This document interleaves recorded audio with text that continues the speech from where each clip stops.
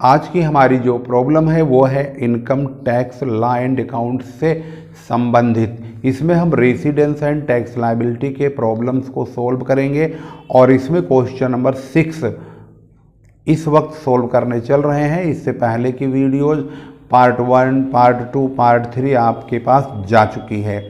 इस वक्त question number 6 आपके सामने मौजूद है।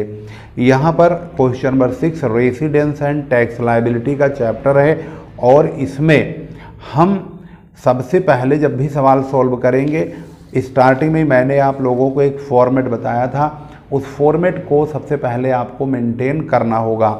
Computation of taxable income of doctor Ranjan for the assessment year 2023-24 यहाँ पर लिखेंगे। पार्टिकुलर्स यहाँ पर होगा, यहाँ पर आप ये लिख सकते हैं पार्टिकुलर्स ऑफ इनकम यानी हमारी इनकम का विवरण। इसके बाद resident, not ordinary resident, non resident, 4 column इस प्रकार से बनेंगे, 1, 2 और 3 और ये 4। ये 4 कॉलम होंगे जिसमें ये इनकम का कॉलम होगा और ये 3 हमारे रेसिडेंशियल स्टेटस के मुताबिक टैक्सेबल अमाउंट्स के कितने हिस्से कहाँ पर डाले जाएंगे वो दिखाया जाएगा।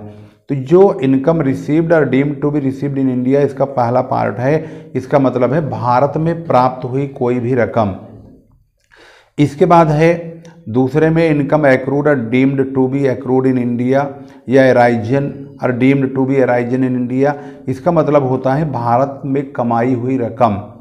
यह भी तीनों लोग टैक्सेबल होंगे, इसमें भी तीनों लोग टैक्सेबल होंगे, इसीलिए हमने शुरू में राइट लगा दिया जिससे कि पता लग जाए कि इसकी रकम 3 जगह लिखी जाएगी।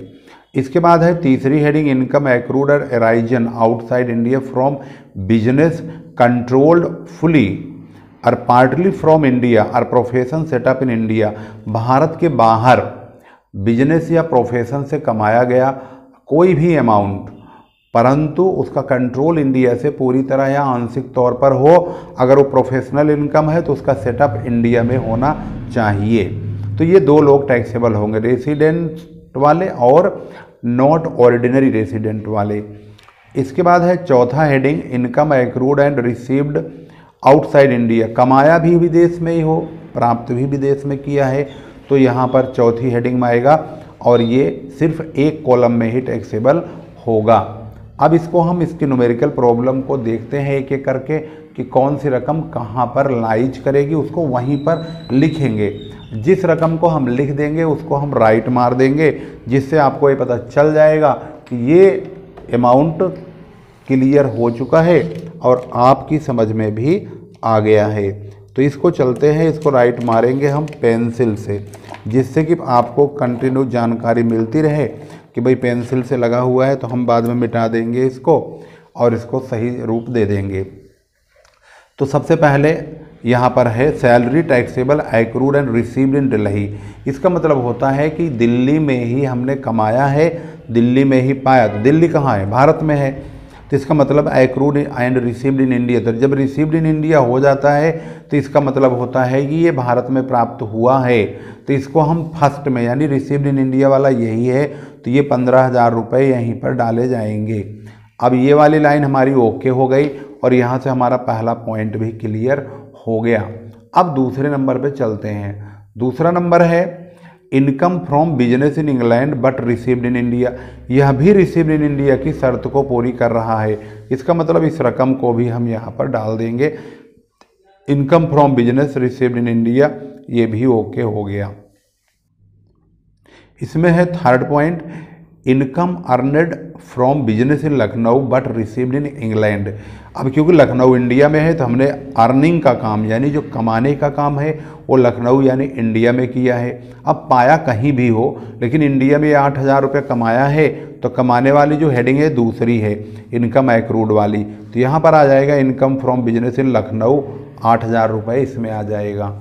इसके बाद number next fourth income from business carried on in America out of which 20,000 is from A business control in India and 10,000 from a profession setup in India. यानी ये जो 20,000 है उस बिजनेस का इनकम है जो कि विदेश में हो रहा है लेकिन कंट्रोल इंडिया से है, और ये 10,000 उस प्रोफेशन का है जो कि सेटअप इन इंडिया है, लेकिन कमाया ये भी विदेश में ही है। तो ये 30,000 रुपये थर्ड कैटेगरी में आते हैं, यानी यहाँ पर जिसमें विदेशी इनकम हो बिजनेस की, कंट्रोल इंडिया से हो, प्रोफेशनल इनकम भी विदेश से हो परंतु सेटअप इन इंडिया हो, तो 20,000, 10,000 यानी 30,000 जो है इसी हेडिंग को कंप्लीट कर रहे हैं। तो 30,000 हमने इन दोनों में डाल दिया क्योंकि इसमें दोनों में राइट लगा हुआ है। इसके बाद अगला पॉइंट देखेंगे नंबर 5। अच्छा, अभी फोर्थ में एक कहानी रह गई है क्योंकि इसकी टोटल रकम है 50,000 रुपये। 50 में से हमने 30,000 का यूज तो कर लिया, लेकिन क्योंकि ये बिजनेस इनकम है तो जो बाकी 20,000 बचेंगे वो हम चौथी हेडिंग में डालेंगे, यानी इनकम जो कि विदेश से ही कमाया है और विदेश से ही प्राप्त किया है। तो इसका मतलब है वो 20,000 यहाँ आएगा। Income from business outside India ये रह गया, 20,000 आ चुका है। इसके बाद अगला पॉइंट नंबर 5 है accrued in India but received in Nepal. कमाया कहाँ है? भारत में। एक्रूड माने होता कमाया है। ये 4,000 रुपये भारत में कमाया है। अब पाए कहीं भी, लेकिन भारत में कमाया है तो दूसरी हेडिंग में इनकम एक्रूड वाले में आएगा, ये रहा 4,000। इसके बाद आता है अगला point past untaxed foreign income brought in India during the previous year. पिछले कई वर्षों में कमाई हुई रकम विदेश में अगर भारत लाई जाती है तो वो किसी हेडिंग में नहीं आती है, तो इसको हम छोड़ देंगे। Salary accrued out of employment in England, this salary is received in India. ये भारत में प्राप्त हो गया, तो रिसीव्ड इन इंडिया 5,000 रुपये है। बेशक सैलरी कहीं की भी हो, इंग्लैंड की है पर भारत में प्राप्त हुई, तो हम इसको यहाँ डाल देंगे रिसीव्ड इन इंडिया वाले फर्स्ट हेडिंग में। ये हमारी पहली हेडिंग रिसीव्ड इन इंडिया की है जिसमें ये शर्त पूरी हो रही है, तो इसी में ये रकम डाल दी जाएगी। इसके बाद हमारा आता है number 8 profit from business in Bangkok. 5,000 of rupees of these were brought to India. Total 10,000 है भाई। Remitted to India, brought to India, send to India से कोई मतलब है ही नहीं। हमारे में तो एक्रूड और रिसीव्ड का रूल चल रहा है, तो ये बैंकॉक की पूरी तरह रकम प्राप्त हुई है, वहीं कमाई गई है 10,000 रुपये, तो ये चौथे में चली जाएगी, यानी कि विदेश में कमाना और विदेश में ही प्राप्त करना। Income accrued and received outside India, ये रहा बैंकॉक की रकम 10,000 रुपये। लास्ट में आ रहे हैं धीरे धीरे।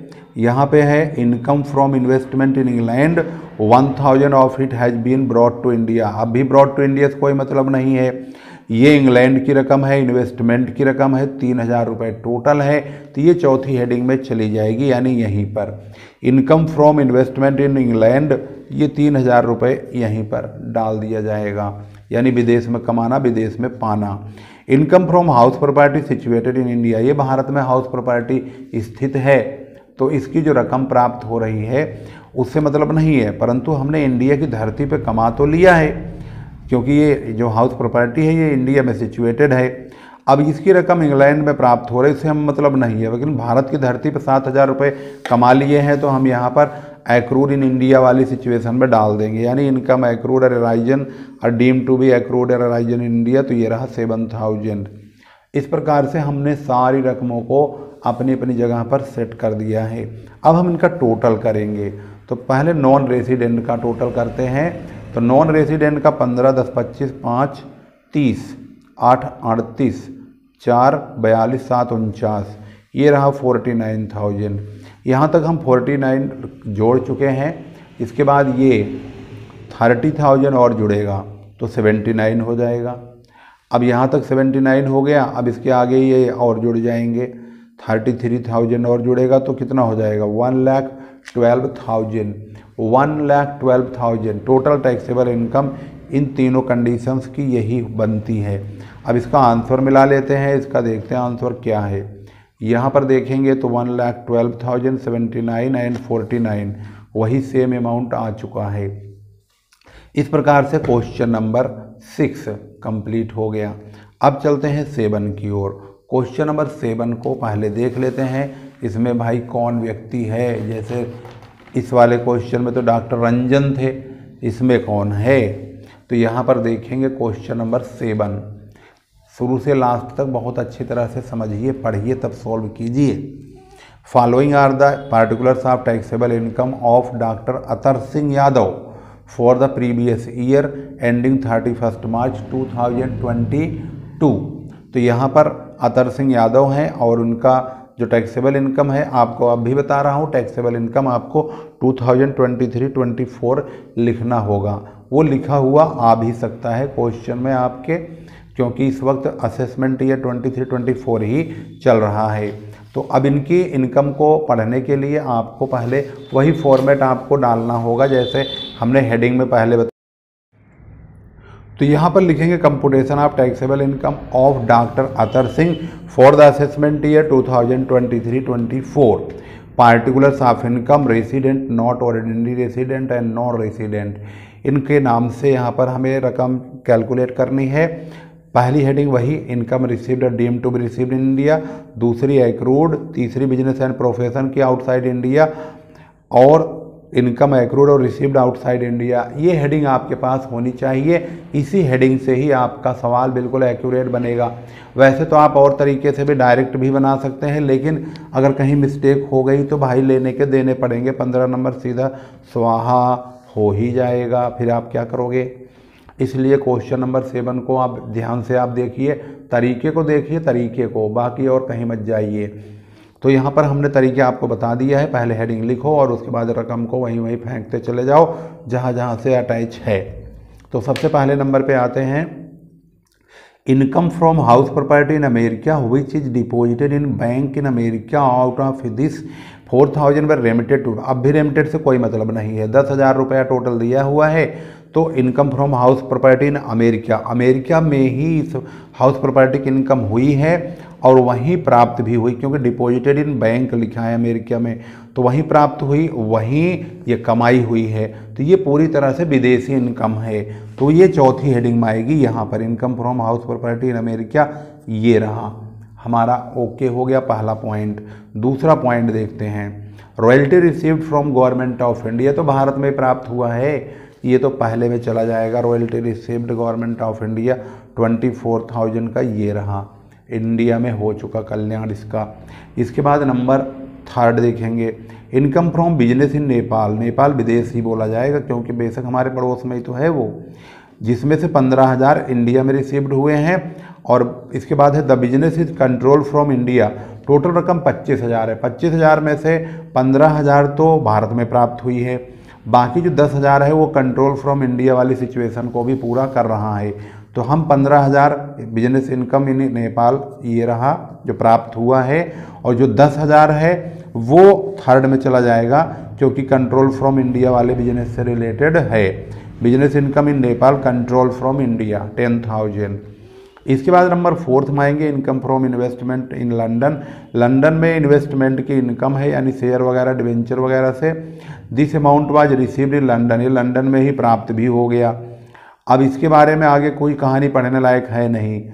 अब ये 10,000 रुपया है तो विदेश में पाया है, विदेश में कमाया है, तो पाने और कमाने का काम विदेश में हुआ है, तो ये रहा चौथी हेडिंग में आएगा, क्योंकि चौथी हेडिंग ही विदेश में कमाने और पाने वाली है। 5वां नंबर आता है, interest received from a non resident against loan given to him to run a business in India. एक व्यक्ति है जो कि नॉन रेसिडेंट है, उसको हमने पैसा दिया परंतु भारत में व्यापार करने के लिए दिया है, तो वो भारत में ही कमाएगा, कमा के हमें उसका ब्याज चुकाएगा। तो इसका मतलब भारत की कमाई हुई धरती पर, भारत की द्वारा मतलब भारत की धरती पर कमाई हुई रकम अगर होती है तो इनकम एक्रूड इन इंडिया हो गया। तो इसका मतलब 5,000 रुपये सेकेंड में आएंगे। Interest received from a non resident accrued in India, तो ये रकम तीनों में राइट लगा हुआ है, तो इसको हम तीनों में ही लिख देंगे, ये भी हो गया। इसके बाद नंबर नेक्स्ट अगले पेज पर आइए, यहाँ पर लिखा हुआ है royalty from a resident for technical service given to a run a business outside India. तो ये बिजनेस हमारा विदेश में हो रहा है और जिस व्यक्ति को हमने रॉयल्टी के लिए इनकम दिया हुआ है वह इंडिया में काम नहीं कर रहा है, वह विदेश में काम कर रहा है। इस बात को ध्यान में रखते हुए आपको सवाल को सॉल्व करना होगा। ये ध्यान रखेंगे कि पूरी तरह से जो आदमी यहाँ पर है वह बिजनेस बाहर कर रहा है, विदेश में, न कि इंडिया में कर रहा है। तो ये बाहर की कमाई हुई रकम है, लेकिन ये भारत में प्राप्त हो रही है इस बारे में नहीं लिखा है। ये लिखा है कि royalty from a resident for technical service given to run a business outside India. तो ये बाहर की कमाई हुई है तो बाहर ही प्राप्त होगी।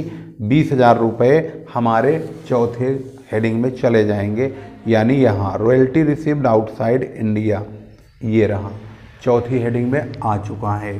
इसके बाद हमारा अगला पॉइंट है income from business in India.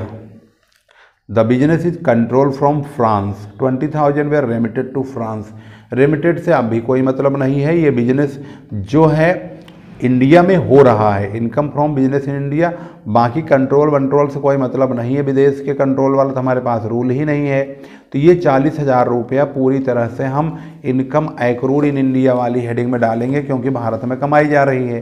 तो income accrued in India second number पे है, ये रहा, ये तीनों जगह डाल दी जाएगी।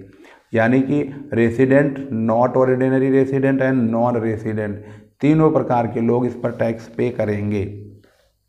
इसके बाद अंतिम पॉइंट है income from sale of house property in Delhi.